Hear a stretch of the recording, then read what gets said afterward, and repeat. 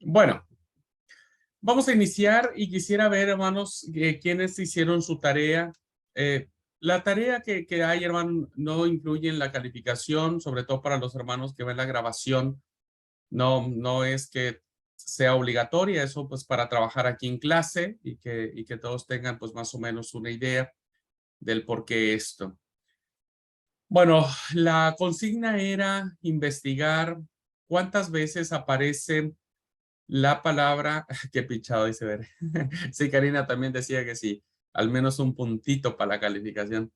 Este, la pregunta era, ¿cuántas veces aparece en el Evangelio de Lucas la palabra Espíritu Santo o Espíritu, cualquiera que ésta sea, ¿no es cierto? Si es que, bueno, ¿quién hizo la tarea? ¿Cuántas encontraron? Sí, a ver, adelante, abran el micro y compartan. Yo encontré 18. Muy bien, 18 veces, muy bien. Karina,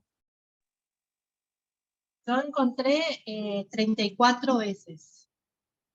12 Espíritu Santo y 22 solo Espíritu. muy bien, ok. ¿Quién más? Vamos a ver qué otros datos. Hermano, yo encontré Espíritu Santo 16 y Espíritu de todos 20. Muy bien. Bere dice que hasta el capítulo 18 que leyó encontró 17 veces. Ok. ¿Quién más? Al capítulo 10 yo encontré 17 veces Espíritu. Espíritu y Espíritu Santo. Hasta el capítulo 10. Muy bien, ok. 10. ¿Alguien más?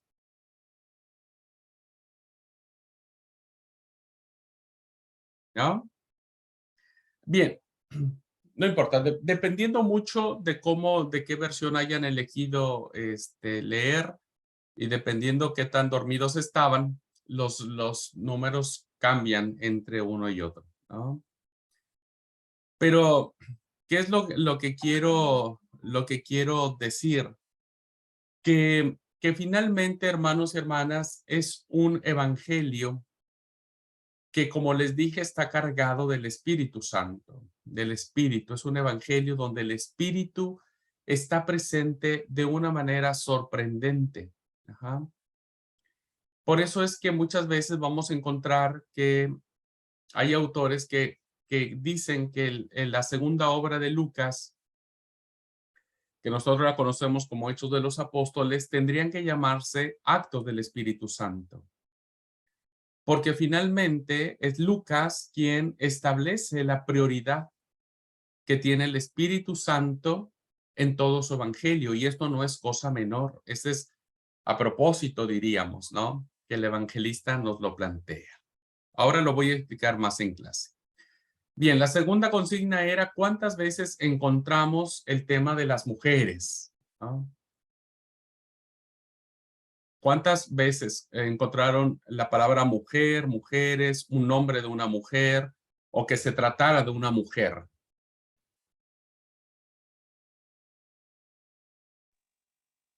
Bueno, yo encontré mujer 74 veces y 13 veces madre.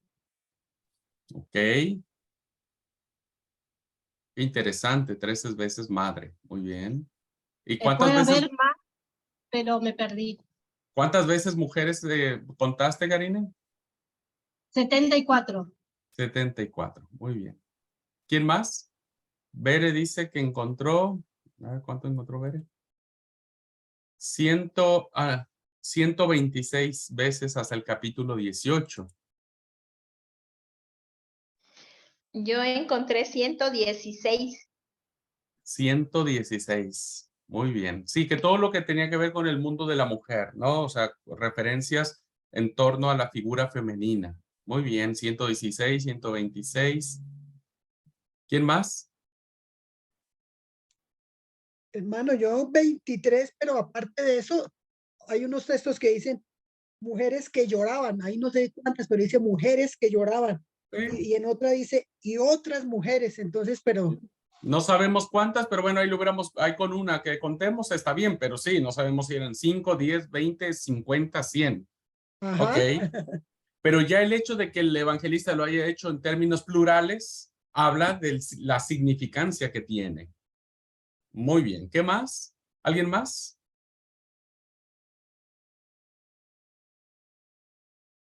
Nombre de mujer, hermano, pero yo entendí esa parte que era nombre de mujer. Hasta los 10 capítulos que leí, encontré 9 nombres de mujeres. Ah, buenísimo. Bueno, interesante el dato. Ahí ya tenemos nombres, ¿no es cierto? De mujeres. Nombres. Nombres de mujeres. Muy bien. ¿Qué entendemos con esto, hermanos? ¿Será que el evangelista quiso hacerlo porque no sabía lo que escribía? No. Como vamos a mirar ahora en clase, Lucas, hermanos, va a escribir su evangelio sobre los más desprotegidos, los más desvalorizados, y uno de ellos es la mujer. Lucas, hermanos, defiende profundamente a la mujer y la coloca en el centro de su evangelio. Vean cuántas veces aparece el término femenino en su evangelio. Le da una importancia capital a hablar sobre las mujeres, algunas como inferencias, pero la mayoría de veces lo hace de manera concreta, de manera real. Muy bien, interesante este dato. Ahora, vamos a ver las profesiones. ¿Cuántas y qué profesiones se encontraron?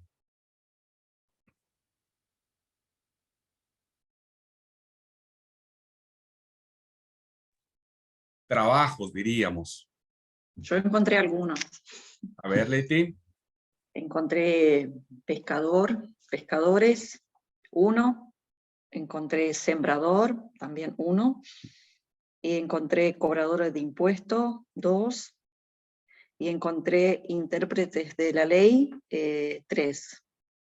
Ok, muy bien. Entonces tenemos pescadores, cobradores de impuesto, intérprete de la ley y... Ay, no sé el otro, ¿cuál era?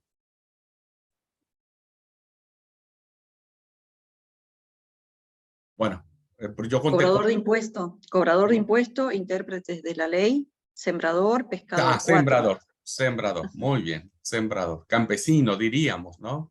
El campesino. ¿Quién más, hermanos? ¿Qué otras profesiones se encontraron? Aparte de las que ya Liti comentó.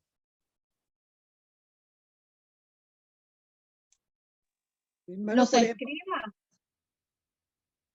Bueno, los escribas era un trabajo, aun cuando era más una función, pero vamos a contarlo como trabajo, los escribas. ¿Qué más? ¿Qué otra profesión? Los ministros de la palabra. Bueno, diríamos como evangelistas, ¿no? Pero más como un título está mencionado, más que como un trabajo remunerado. hermano, y los gobernadores, Bueno, era un trabajo, era remunerado, ¿no es cierto? Viene siendo un título también. Sí, viene siendo más un título que un trabajo como tal. ¿Qué otro encontraron? Médicos. Bueno, ver encontró interesante eso. Ujú. soldados, Soldados. ¿Cómo? Tetrarcas. Tetrarcas igual que el gobernante, eran como tipo gobernadores de las provincias. Ujú. Falta uno, interesante, pastores, hermanos, los pastores. Los pastores. Ahí habla de doctores de la ley. Pero Ok, eso se... que vendrían a ser como los escribas un poco, ¿no? Pero no sé si ustedes se percataron, si no, vuelvan por favor a darle una revisada. Lucas, hermanos, va a tratar con las profesiones más despreciables que existían en su tiempo, que eran básicamente personajes, ¿no? Que eran excluidos, porque a ellos va dirigido el evangelio, ¿no? Y bueno, Vero me dice peñador, juez, muchos otros. Pero mire, lo que son los pescadores, ¿no? Lo que son básicamente los pastores. Y es sumamente interesante que el anuncio del nacimiento de Cristo, ¿a quién se le da, hermanos? ¿A quién se le da? ¿Era un anuncio cualquiera? No. Era el anuncio nada más y nada menos que del Hijo de Dios. ¿Y a quién se lo da? ¿A quién se les aparece los ángeles? A la profesión más despreciable que existía en aquel tiempo. Hoy vemos nosotros un pastor de oveja y no sentimos nada. Es más, hasta nos gusta, ¿no? Ver a alguien. Pero en el tiempo de Jesús no. Ese es un mensaje teológico, el mensaje del evangelio que llega hacia los más desprotegidos. ¿Quiénes eran? Las mujeres, los despreciables socialmente, ¿no es cierto? Los niños. Y todo va a estar involucrado el Espíritu Santo. ¿Cuántos milagros se encontraron y a quiénes se dirigieron los milagros?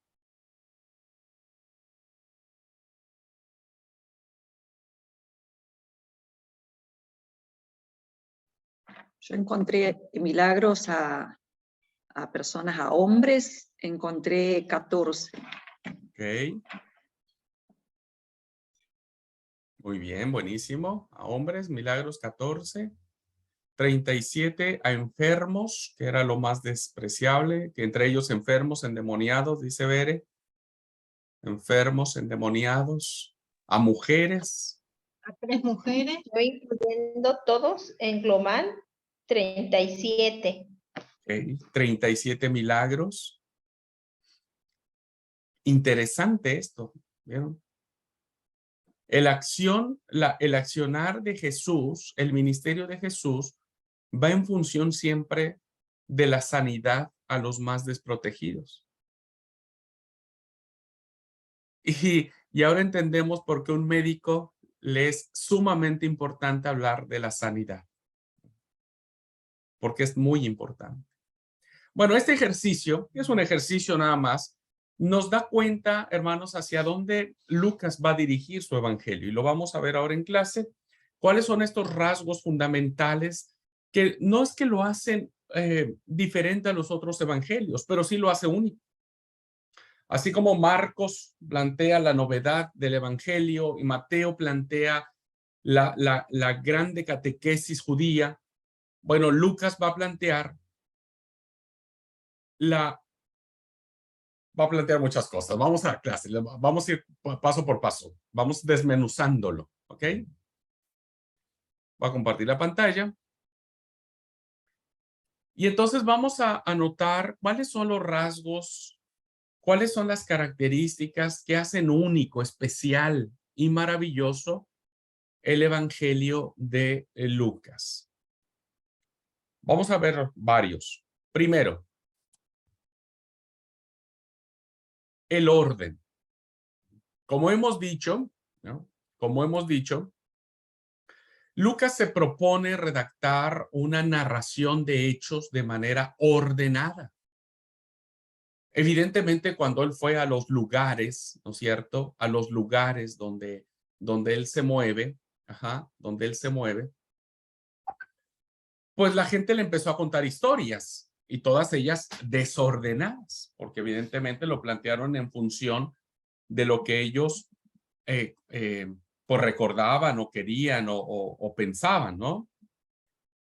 Entonces, eso ya lo dijimos en el prólogo que hace Lucas, pero debemos tener muy claro, hermanos y hermanas, que los evangelistas, en este caso, Lucas, no se convierte, hermanos y hermanas, no se convierte en un biógrafo moderno, no es alguien que se va a ajustar rigurosamente a un orden cronológico, ¿no?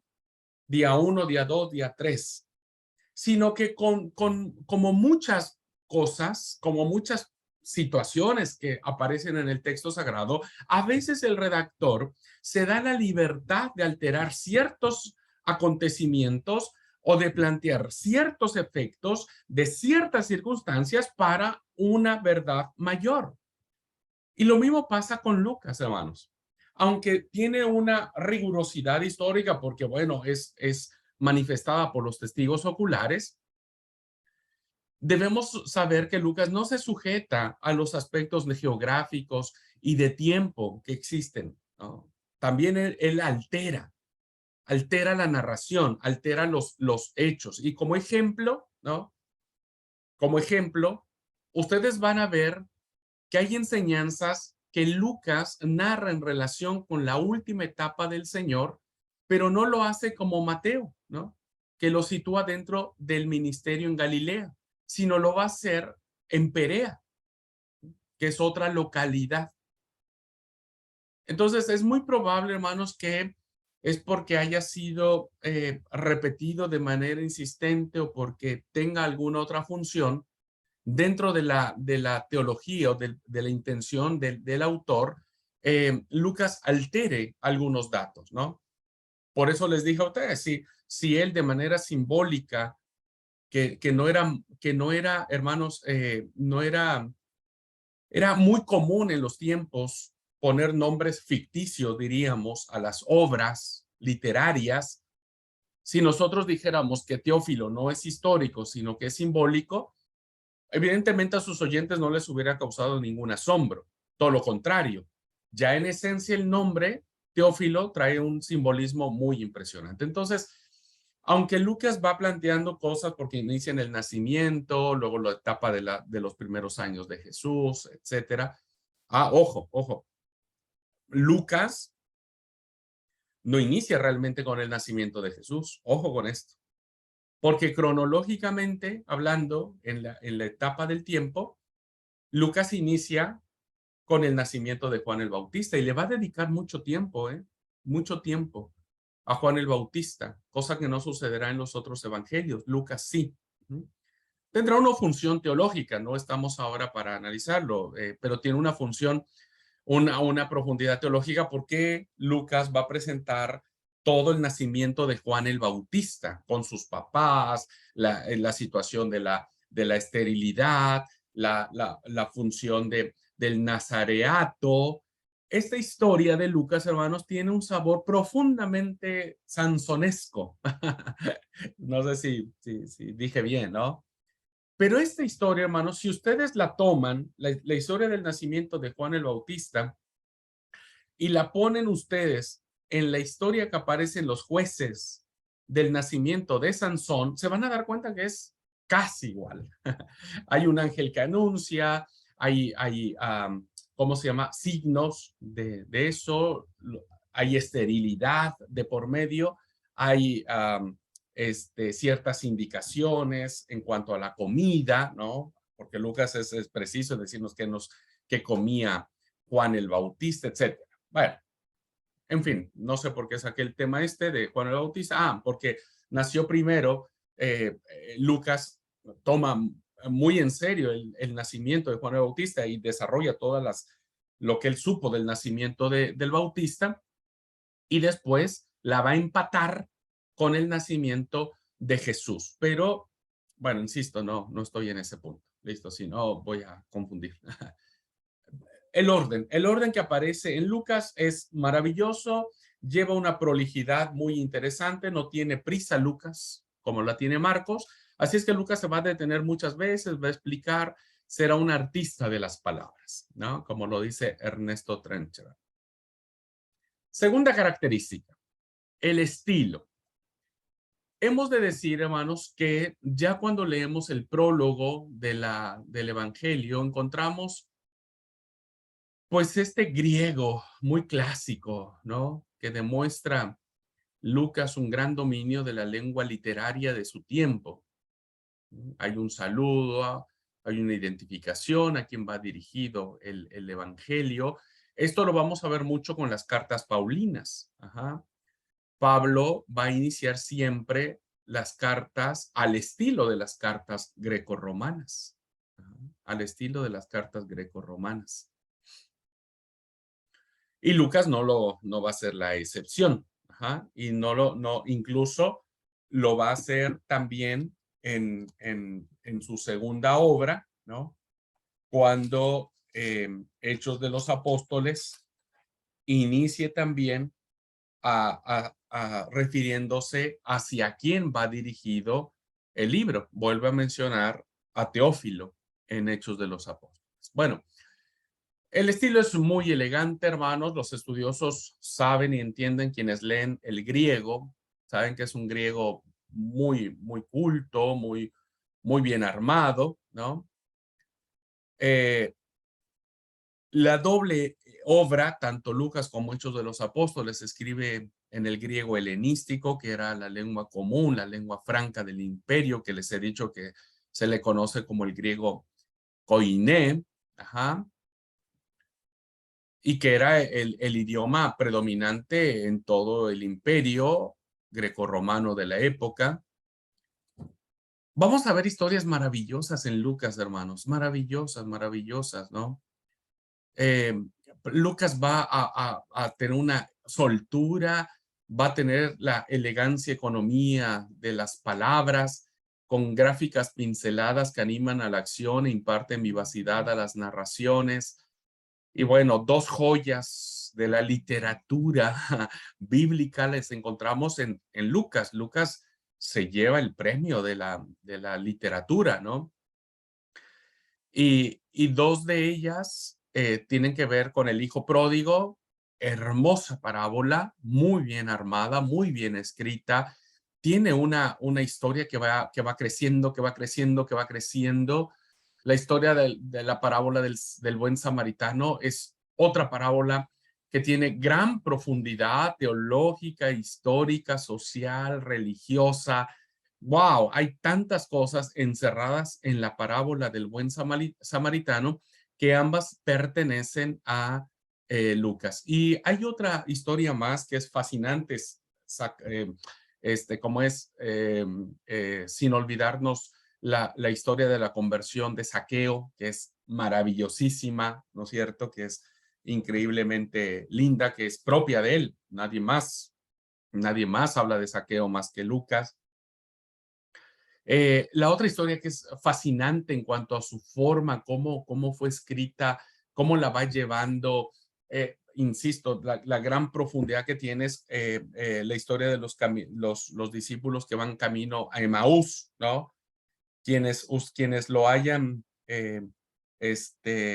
leído se darán cuenta que es maravillosa la historia, es increíble, o sea, es una de las historias más bellas, como hace una gran soltura Lucas y tiene gran profundidad política incluso. Esta es una historia con grandes connotaciones políticas, la historia de los caminantes que van a Emaús, cómo se hace la narración del camino, el simbolismo del partimiento del pan. No ardía nuestro corazón mientras Él nos hablaba. Wow, eso, ¿no? Ese arder en nuestro corazón es increíble, o sea,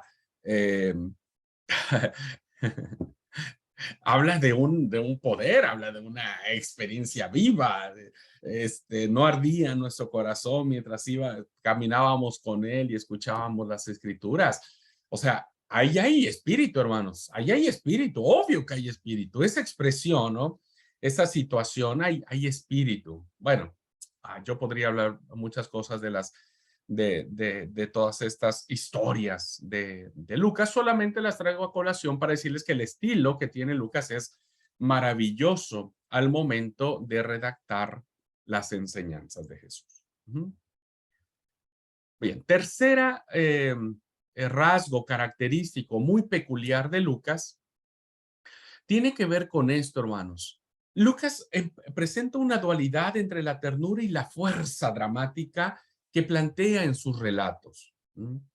Lucas es un buen médico y como todo buen médico, siempre el buen médico desarrolla gestos de empatía porque el médico trata con el dolor. Hay médicos que ya de última se volvieron re insensibles y ya no les importa nada, pero el buen médico, hermanos, jamás va a alejarse de ser empático ante el dolor de sus pacientes. perdón, y va a luchar con todas sus fuerzas por mitigar ese dolor. Y esto lo vamos a ver involucrado en las narraciones de Lucas. Ajá. Lucas se deleita en situaciones que ponen al Salvador amante. A ver, el hecho de que Lucas lo escriba lo hace en función siempre de Jesús, obvio, del Evangelio.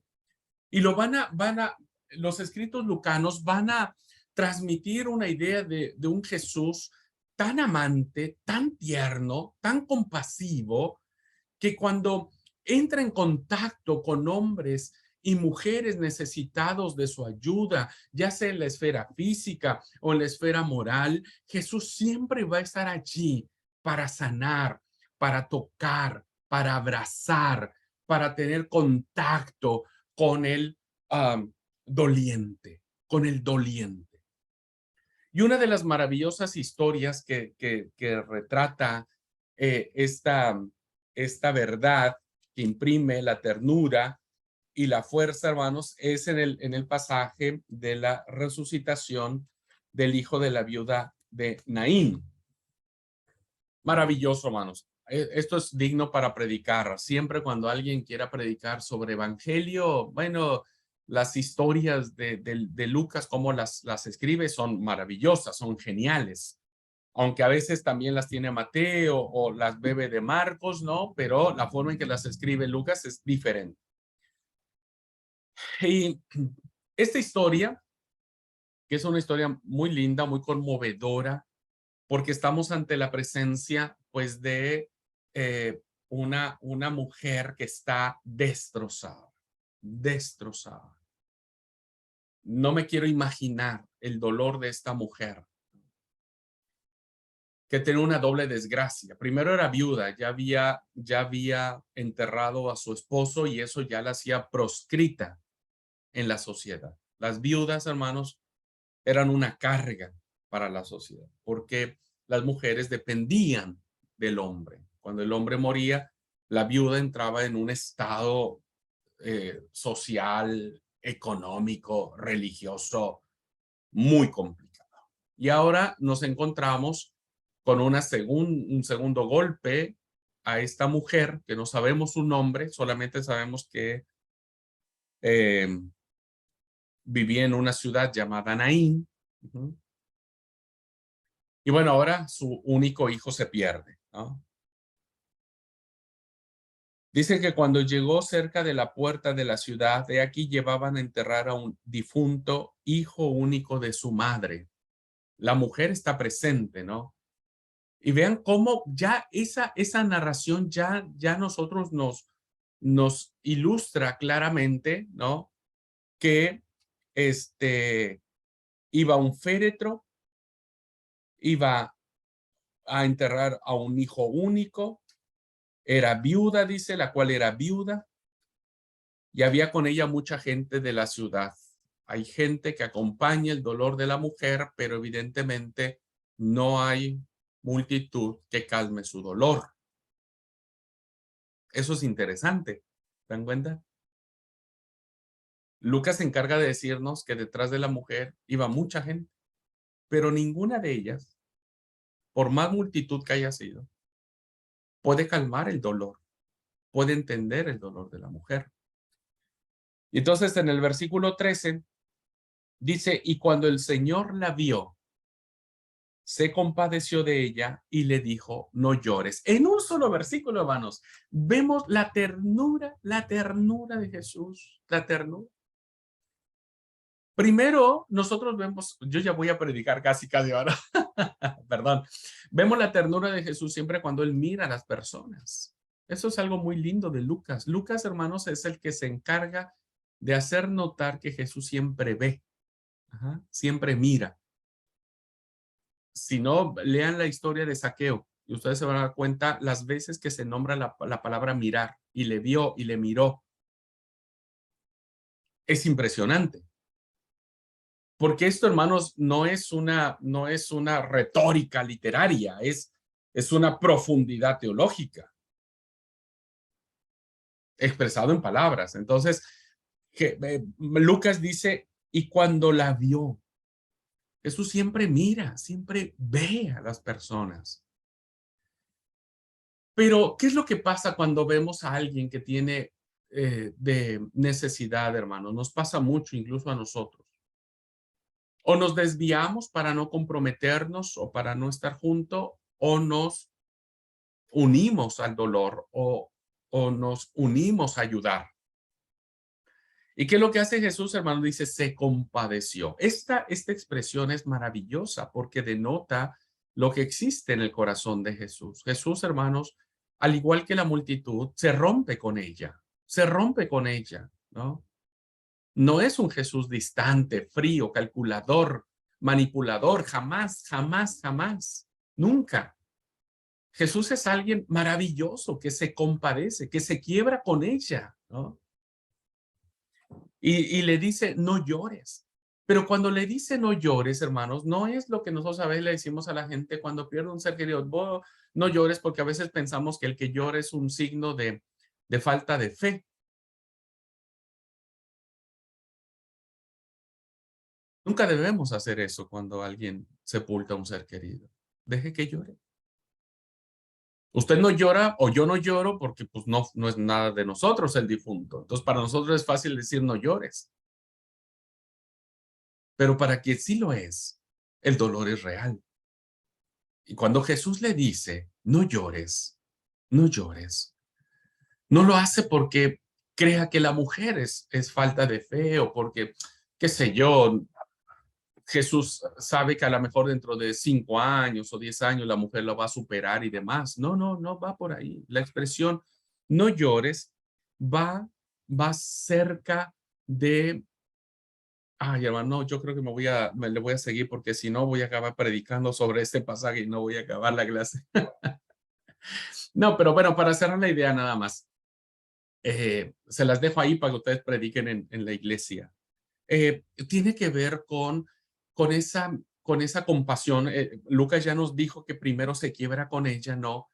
Y en ese dolor le dice, no llores sola, no llores sola.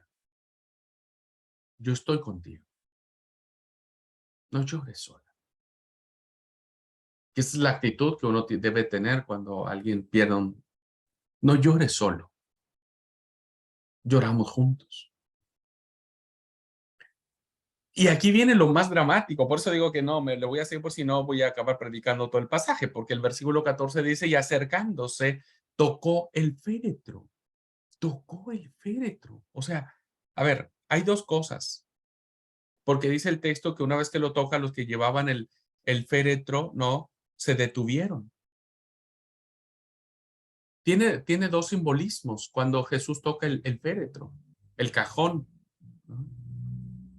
Claro, como dice Liti, suena como ofrecer un consuelo. Y la acción que hace Jesús de tocar el féretro tiene dos acciones. Primero es, Jesús está tocando el lugar de un difunto que pues no tendría que tocar, por si no, según la ley judía, lo haría impuro. Pero a Jesús no le importa. Porque el tocar el féretro es decirle a la mamá, yo estoy llorando contigo, yo también lo puedo tocar, porque tu dolor es mi dolor. Puedo tocarlo. Y no me importa si soy impuro. Yo quiero decirte que estoy contigo. Que así como vos lo podés tocar, porque los papás, la mamá en este caso, la ley le permitía, la ley ritual judía le permitía, yo sé que no es una judía, pero la ley ritual judía permitía que los padres o los familiares más, el esposo, si moría la esposa, el esposo podía tocar al difunto y no caer en impureza ritual. Pero Jesús le está diciendo, pues no es nada mío el chico, pero ahora sí, y entonces toca el féretro. Y lo segundo, hermanos, tiene que ver con que cuando las personas se detienen, es porque hay autoridad de Jesús. Hay poder, hay poder. Y entonces dice, joven, a ti te digo, levántate.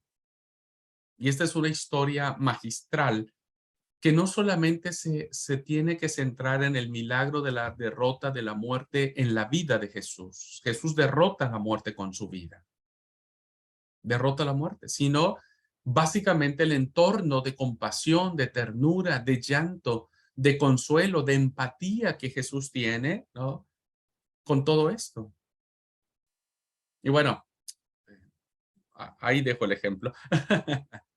Pero, no solo, insisto, encontramos esto en estas historias, sino le encontramos igual en la historia de la mujer pecadora. Esto es una historia fascinante, ya, yo sé, hermanos, va a decir, nos va a predicar otra vez. No, no les voy a predicar, pero es increíble. Sé que esta historia está en otro evangelio, si no mal recuerdo es el evangelio de Juan, pero bueno, Juan tiene otra intención. Lucas, wow. Cuando la mujer entra al hogar de Simón el fariseo, es otra mujer, ¿viste? La historia de otra mujer. Voy a decir algo que espero que no suene herejía, pero a Lucas le encantaban las mujeres, en el muy buen sentido de la palabra, ¿no? Por lo que ya dijimos, o sea, Lucas reivindica a la mujer en su evangelio. Zaqueo, la historia de Zaqueo es maravillosa. Me encanta predicar la historia de Zaqueo y sobre todo eso, la mirada de Jesús es fenomenal, es increíblemente liberadora. El ladrón arrepentido, ¿no? La historia que pone Lucas en el capítulo 23 del que está junto los dos ladrones. Ese relato que tiene Lucas, que plantea Lucas es, wow, magistral. Por un lado es firme con el que lo niega o que lo maldice, trata el ladrón. Jesús jamás le cierra la puerta a ese ladrón. Pero por el otro lado es tan compasivo, tan oyente, Jesús, está en medio del dolor, está crucificado el Señor, está agonizando tal, y aún es capaz de escuchar lo que dice y es capaz de pronunciar, de cierto te digo que ahora estarás conmigo en el paraíso. En fin. Bueno, esto Lucas lo plantea de una manera y que habría que ver siempre con lupa el evangelio de Lucas para no desperdiciar estos detalles. Y cuando usted predique, ¿no? Hágalo siempre con toda esta fuerza, esta impronta que tiene el relato. Bien, aquí hacemos entonces ya referencia más puntual a lo que Lucas, hermanos, plantea en su evangelio y hace una referencia frecuente principalmente a las mujeres, a los niños, a los oprimidos, ¿no? A los que socialmente son despreciables. Y entonces vemos, por ejemplo, en la introducción del evangelio, que solo Lucas relata extensamente el nacimiento de Juan y de Jesús. Ya expliqué el de Juan, pero también va a narrar ampliamente el tema de Jesús. Pero es sumamente interesante, hermanos, fíjense. Si ustedes fueron muy curiosos, hay dos relatos del nacimiento de Jesús, ¿no es cierto? Uno lo encontramos en Lucas y el otro lo encontramos en Mateo. Si ustedes fueron muy curiosos, creo que lo planteé en alguna clase, el relato de Mateo sobre el nacimiento de Jesús está basado en los ojos de José. La historia está basada en José, hermanos. Se habla desde la perspectiva de José, porque el protagonista de la historia, en la historia del nacimiento de Jesús es José. A José se le revela en sueños el ángel que se levante, que vaya para acá, para allá, que van a matar al niño, etcétera. Es a José, es al hombre. Porque sabemos que Mateo tenía que llevar a su auditorio a una concepción del Antiguo Testamento, pero Lucas no. Interesantísimo, hermanos. Lucas, la protagonista, diríamos, en la historia del nacimiento de Jesús es María. Es la mujer. Interesante, hermanos. Porque es María la que va, la que recibe el anuncio, la que acuesta al bebé en el pesebre, lo envuelve en pañales, etcétera. Está en el templo, habla con Jesús cuando van al templo. María es la que guarda todas estas cosas en su corazón, etcétera, etcétera, etcétera. Es María. Es una mujer. Interesante el dato, ¿eh? Elizabeth se destaca mucho también en el primer capítulo, la mamá de Juan el Bautista. Elizabeth tiene un papel fundamental. Tan es así que Elizabeth, ¿no es cierto?, dice que fue cuando oyó Elizabeth la salutación de María, la criatura saltó de su vientre y Elizabeth fue llena del Espíritu Santo. Impresionante, hermanos, impresionante. Cómo una mujer es llena del Espíritu Santo. Aquí hay implicaciones muy grandes, ¿no? De reivindicación propia del Génesis. Creó Dios al hombre y a la mujer a su imagen y semejanza. Y entonces las dos, hermanos, tanto María como Elizabeth, fueron llenas del Espíritu Santo y ocupan un lugar prominente en aquellos que esperaban al Mesías. Tan es así que Lucas pone en labios de una mujer un canto maravilloso que se le ha conocido como el Magnificat, que es una obra musical del siglo XVI, muy importante, ¿no? Se ha puesto música y se han compuesto un montón de versiones sobre el Magnificat. Bueno, da como resultado el hecho de saber que la mujer tenía una función muy importante. Pensamos y fíjense cómo solo en el primer capítulo ya hay mujeres para rato, diríamos, ¿no es cierto? Y vemos a otra mujer fundamental, ¿no? Una mujer, hermanos, que no tengo tiempo para hablar mucho de ella, pero que tiene una función sociopolítica en el mensaje lucano muy fuerte, muy fuerte. Ana, ¿no es cierto?, que era profetisa, ojo con eso, profetiza, ya los profetas tenían un gran sentido ético en el área social y política. Ajá. Hay una clave de interpretación ahí. Ana no es una viejita ahí, hermanos, que a veces, ay, viejita Ana, qué sé yo, porque pensamos que era ya de edad muy avanzada y bueno, siempre nos imaginamos una ancianita ahí, indefensa. No, no, no, no, no, no, no. Ojo con eso. Ana era profetisa, sí, de edad avanzada, de la tribu de Aser, ¿no es cierto? Dice el texto que tenía 84 años. Muchos autores bíblicos consideran que esa edad es simbólica. Insisto, no tengo tiempo para explicarlo. ¿Y qué es lo que decía Ana? Ana vivía, hermanos, en el templo, casi casi, vivía en el templo, y de noche y de día servía con oraciones y ayunos. ¿Qué ayunaba? ¿Qué oraba Ana? ¿No? Y la respuesta la dice el mismo Lucas. Dice, esta, presentándose en la misma hora, daba gracias a Dios y hablaba del niño, escucha bien, y hablaba del niño, es decir, de Jesús, a todos los que esperaban la redención en Jerusalén. ¿De qué estamos hablando, hermano? Pues estamos hablando del mensaje político que traía la idea de que el Mesías vendría a destruir el imperio romano. En fin, solamente por mencionar la figura de Ana, las mujeres que aparecen en el Evangelio de Lucas tienen una impronta, tienen una importancia capital, no están de relleno, ¿no es cierto? No están de relleno, tienen una importancia capital. También tenemos, hermanos, que solo en este Evangelio, ¿no?, vislumbramos al niño Jesús, conocido en el incidente del capítulo 2, versículo 41 al 52, cuando sube al templo, tal, que no sé qué, que no sé cuándo, ¿no? Y que evidentemente encontramos a María hablando con el hijo, charlando con él, todos sabemos la historia, ¿no es cierto? Y lo interesante de esto es que es en María y no en José quien guarda todas estas cosas en su corazón. Y Jesús crecía en sabiduría, en gracia, etcétera, etcétera.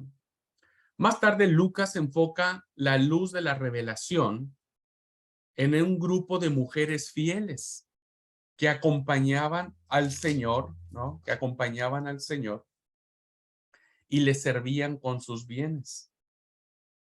Fíjense cómo dice el capítulo 8, versículo 2, pero desde el 1, o sea, lean el 1, 2 y 3 del capítulo 8. Aconteció después que Jesús iba por todas las ciudades y aldeas predicando y anunciando el evangelio del reino de Dios, y los 12 estaban con él y algunas mujeres. Es decir, hermanos, que estas mujeres también se les dio a conocer la revelación del evangelio del reino de Dios.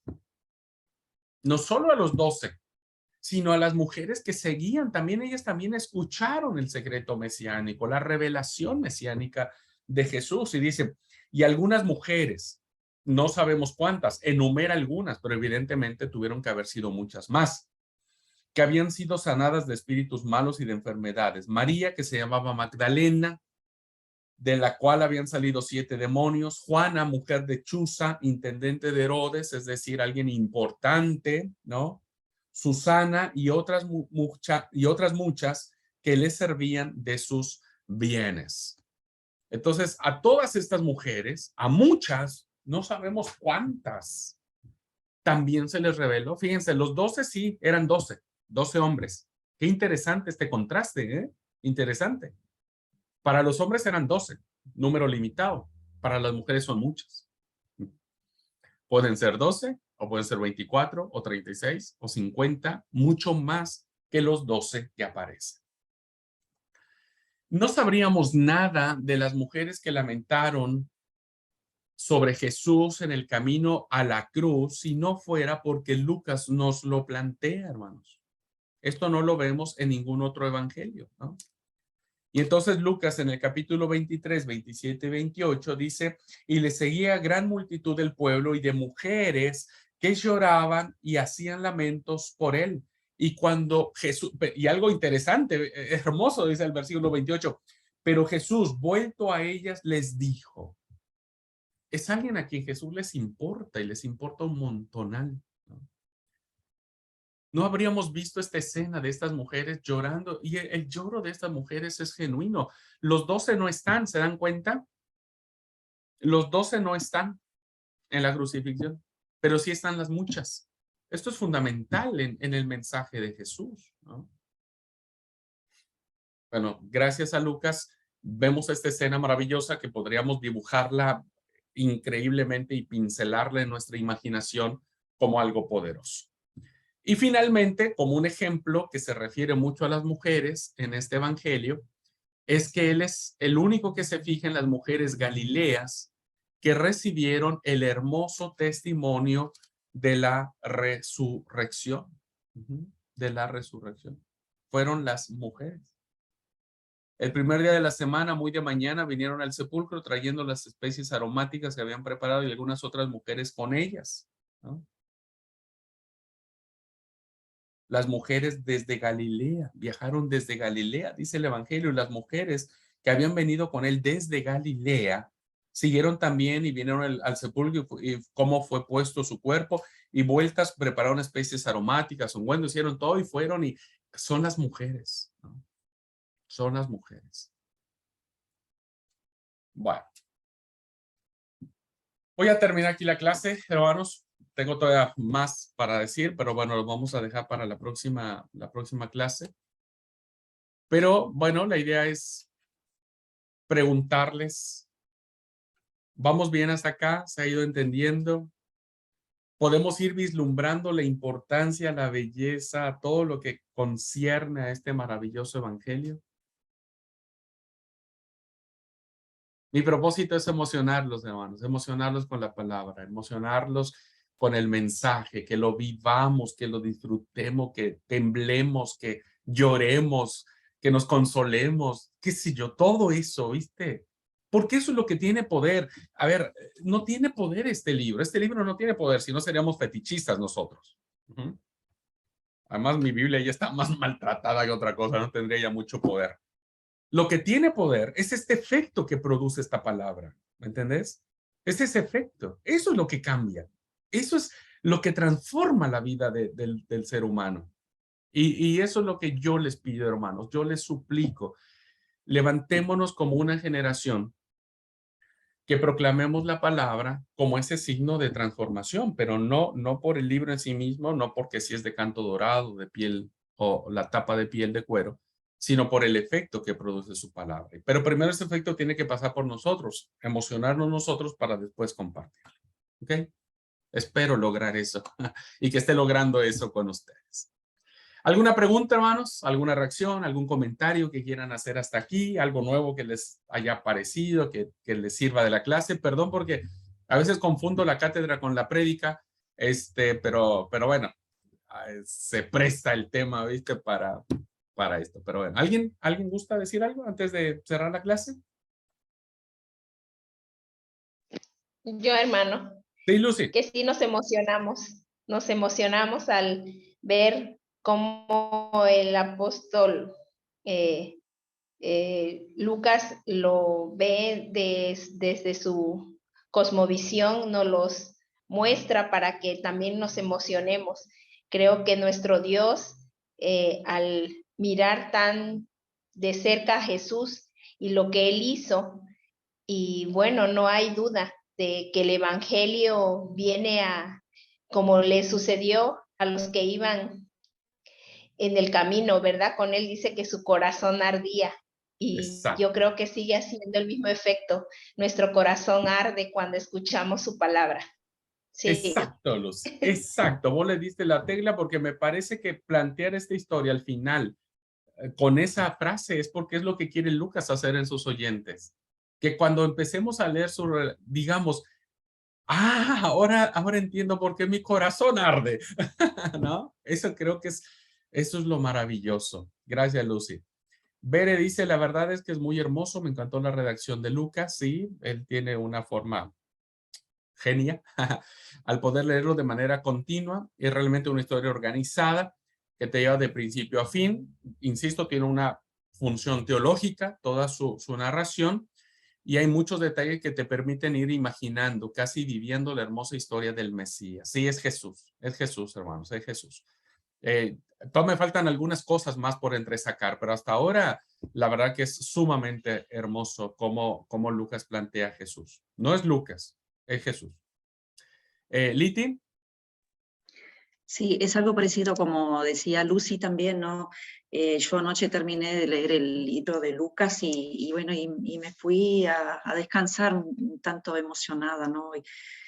Y estaba con eso, con la palabra, ¿no? Y el camino de Maús, que habíamos tenido varias sesiones de culto. Es muy hermosa esa palabra, ¿no? Y me sentía como que me sentaba, muchas veces me pasa cuando me siento a leer o meditar una palabra, es como que no entiendo lo que estoy leyendo, es que no comprendo y es como que falta y de pronto aparecen como que una iluminación que vas entendiendo, que vas comprendiendo y decís, claro, por ahí era, así fue, ¿no? Y sentí el camino a Maús que a los discípulos le habría pasado algo parecido, ¿no? Y qué lindo después, cuando ellos comprendieron y entendieron, bueno, ahí Jesús los dejó, ¿no? Que estaban como satisfechos. Y después también me emocionó mucho, bueno, la muerte del hijo de la viuda, ¿no? Cuando que caminás con el féretro, que bueno, que es emocionante, donde muchos hemos pasado con ese llanto de desconsolado y bueno, y recibir consolación y bueno, imaginar a Jesús que nos viene a ofrecer consuelo y sentirlo como tal es grandioso. Muy bien, Liti, gracias. La verdad que bueno, sí, es emocionante y creo que es una forma maravillosa de la ternura de Jesús. Es un Jesús muy tierno, porque así es el Padre. El Padre es tierno, hermanos. El Padre es amoroso, compasivo, fiel, bondadoso, etc. Y fíjense como algo muy interesante para que podamos entender, no vamos a tener Hechos de los Apóstoles hasta el otro año. Hasta el otro año vamos a hablar sobre Hechos de los Apóstoles.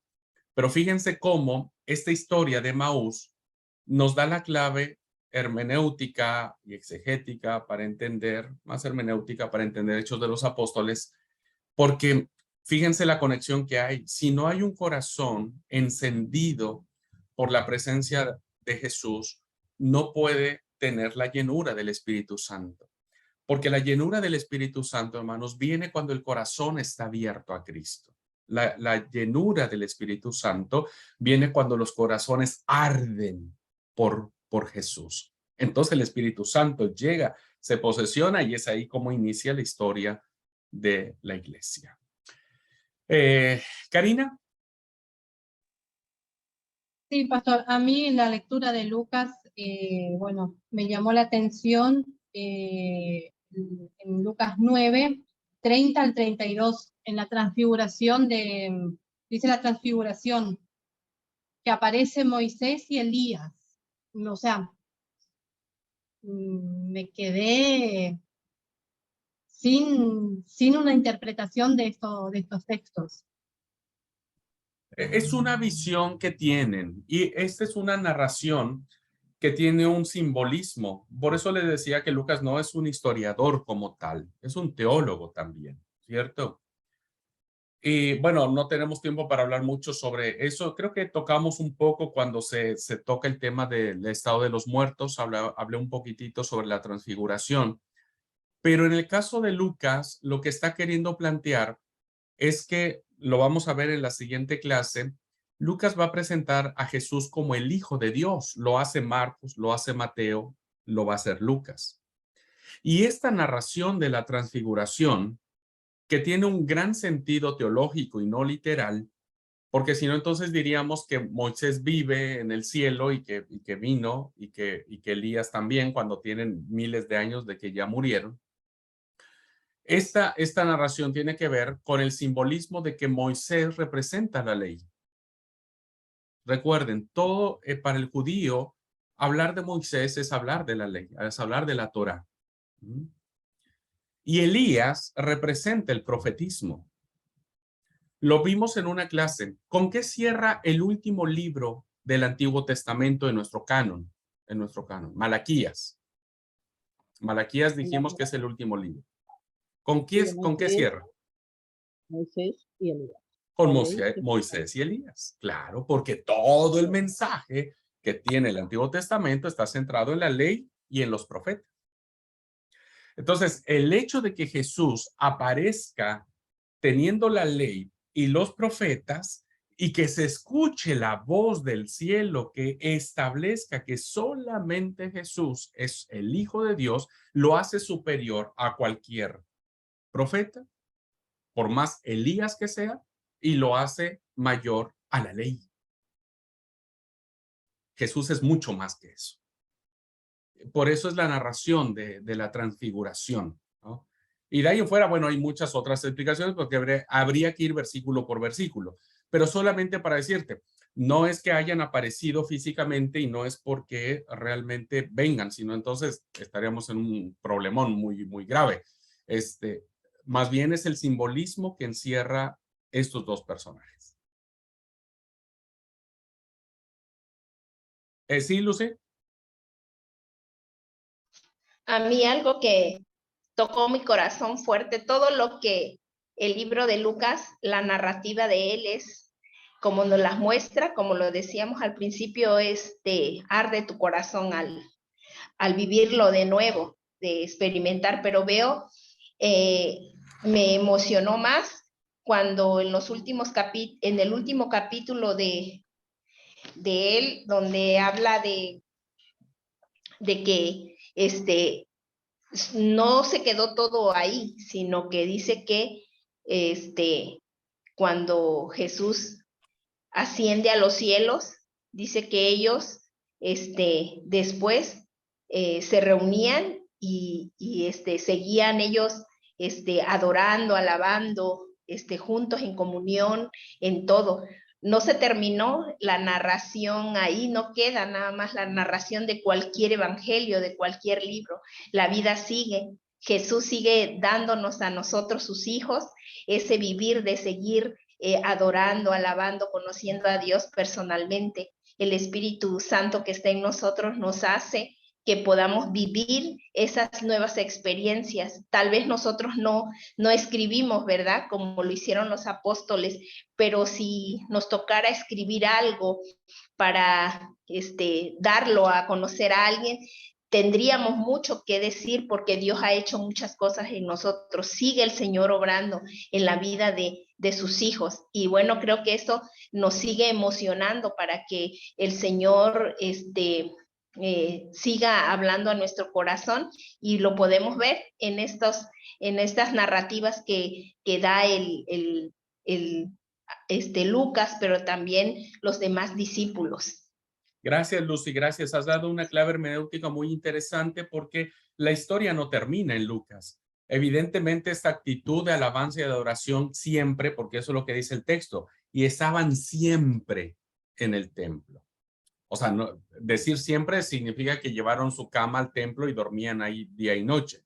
No, tiene una connotación de la actitud abierta, permanente, eterna, que eso es lo que va a hacer con lo que abra la segunda obra, ¿no? Y la obra continúa bajo la guianza del Espíritu Santo en la iglesia hasta ahora. Por eso, tampoco lo voy a explicar ahora, pero lo trajo ahí para que Lucy, por lo que dijo Lucy, Hechos de los Apóstoles, solo se los dejo por curiosidad. Vean cómo termina. Vean cómo termina. Y se van a dar cuenta que es una historia abierta. Es una historia abierta. Fíjense nada más solo por curiosidad. ¿Ok? Bueno, Bere dice, me llama fuerte la atención las palabras duras que Lucas plasma, los que Jesús decía a los fariseos y publicanos, son palabras fuertes. Dice, hay de vosotros que le dicen con todas las letras hipócritas. Sí, la verdad que... Y bueno, por eso lo mataron. Y me quedo pensando que no sea que me llegue a decir a mí de tal forma. Espero que no, amor mío, por favor. No, Ana te la va a decir. Yo quiero ver si puedes hablar un poco al respecto de Rico y el Lázaro. No, para un poco. No, para un poco. Lo mismo iba a decirle yo, hermano, sobre el rico y Lázaro. Mire, hermano, yo fui re benevolente con ustedes. Yo de tarea les iba a dejar investigar esa parábola, el rico y el Lázaro. Pero dije, no, mis alumnos me van a odiar. Les voy a dejar una más facilita, la parábola del hijo pródigo. Voy a hablar sobre eso un poquitito porque es una parábola que, como decía alguna vez, Karina me preguntó si las parábolas podían usarse alegorías o simbolismos. Bueno, la parábola del rico y el Lázaro cae en esa categoría literaria, no es literal. Tiene muchos simbolismos, pero lo vemos la próxima clase. Ya me comprometí. Vamos a hablar sobre esos. Por la distribución que da es muy gráfica, sí, y sobre todo porque hay algunas cosas que no nos, porque los difuntos hablan, el seno de Abraham, hay un montón de cositas ahí. Bueno, voy a tratar de ser muy específico, no es fácil de explicarla, pero voy a tratar en mi capacidad de explicarla. Bueno, sabía que iban a preguntar eso. Está bien. Bueno, nos vemos la próxima clase, hermanos. Gracias, hermanas. Dios les bendiga. Nos vemos la próxima clase. Que el Señor nos acompañe. Feliz tarde para todos.